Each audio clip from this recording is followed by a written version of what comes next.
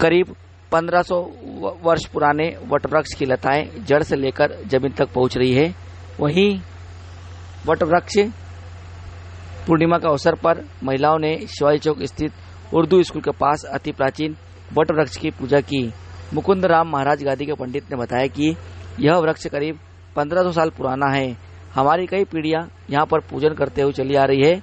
वटवृक्ष पूर्णिमा पर क्षेत्र की महिलाएं बड़ी संख्या में यहां पहुंचती है एवं पूजा अर्चना करती है तथा अपने पति की लंबी उम्र की कामना करती है। क्या कहा पंडित जी ने, ये सुनिए। कितना पुराना और क्या परंपरा है इसकी? देखो, पहले तो मैं गुरु मुकुंद राम महाराज गादी से हूँ, व्यास गादी से हूँ। और ये 1500 साल पुराना पेड़ है। यहाँ वह सावित्री का पुराने लोगों से यहाँ पूजन चला आ रहा है। अश्वपति नाम के एक राजा थे, उनके संतान नहीं थी, तो संतान की प्राप्ति के लिए उनकी पत्नी ने विद्वान ब्राह्मणों के द्वारा सावित्री का पूजन करना प्रारंभ करा। उनके यहाँ पर कन्या का जन्म हुआ। कन्या जब धीरे धीरे बड़े होने लगी तो सोचा कि अब इसका विवाह योग्य करना चाहिए। तो फिर उनके विवाह योग्य के कारण उन्होंने मंत्री को बोला कि वह नगर या वन में अपनी पुत्री के लिए वर ढूंढ के लेके आओ। वहाँ पर देखते हैं कि वहाँ एक राजा और रानी जो आँख से अंधे वन में रहते थे, उनका धन राज्य सब लूट चुका था। उनके पुत्र थे सत्यवान। सत्यवान ने उनकी पुत्री का विवाह उनके साथ संपन्न होने लगा। लेकिन नारद मुनि वहाँ प्रकट हुए और सावित्री माता को बोला कि तुम्हारे पति की जो आयु है बहुत कम है, इसलिए ये तुम्हारी शादी इनके योग्य नहीं हो पाएगी। चाहो तो तुम इंद्र भगवान से शादी कर लो।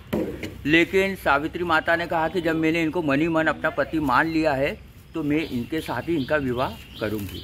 लेकिन जब विवाह संपन्न हुआ, समय बीतता गया, आखिरी के 7 दिन शेष रह गए थे, तो यमराज से यम लोग उनके प्राण हरने के लिए लेने आए।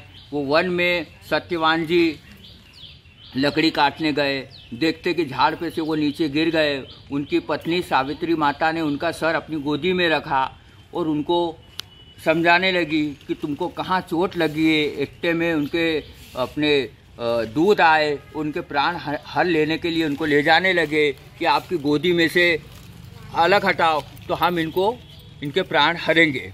लेकिन सावित्री माता ने ऐसा नहीं कहा। उन्होंने कहा कि मैं मेरे पति को नहीं छोड़ सकती हूँ और उसके पीछे पीछे जाने लगी। पहले वचन में उनने 100 भाई मांगे, दूसरे वचन में उन्होंने अपने जो ससुर और सास जो अंधपन के कारण वहाँ पर वन में रहते थे उसका वचन माना, और उसके बाद में तीसरे वचन में उन्होंने 100 पुत्र अपने प्राप्ति के लिए मांगे। भगवान यमराज प्रसन्न हो गए, उनको इच्छा अनुसार वर दिया। पुनः सावित्री माता प्राण लेके अपने पति के पास आई, उस शरीर में प्राण को डाले और उनके पति जीवित हो गए। भगवान शंकर ने दर्शन दिए कि तू आने वाले कलयुग में सावित्री माता के नाम से अजर अमर रहेगी और हर महिला अपने पति की लंबी उम्र के लिए सावित्री माता का पूजन करेगी। तो इसी तरह यहाँ जो उर्दू स्कूल में ये वृक्ष है, तो सभी सुहागवती महिलाएं यहाँ आती है और यहाँ पर लंबी उम्र के लिए यहाँ पर कामनाएं करती है। और ये वर का जो झाड़ है, उनकी हर मनोकामनाएं पूर्ण कर। कितने साल पुराना वृक्ष है ये? लगभग मेरे ख्याल में 1500 साल के आसपास ये वृक्ष पुराना होना चाहिए, क्योंकि हमारे यहाँ भी हमारे दादा परदादा इतनी पीढ़ियाँ निकल चुकी है, 3 से 4 पीढ़ियाँ निकल चुकी है। तो ये वृक्ष को देखते हुए बहुत पुराना है।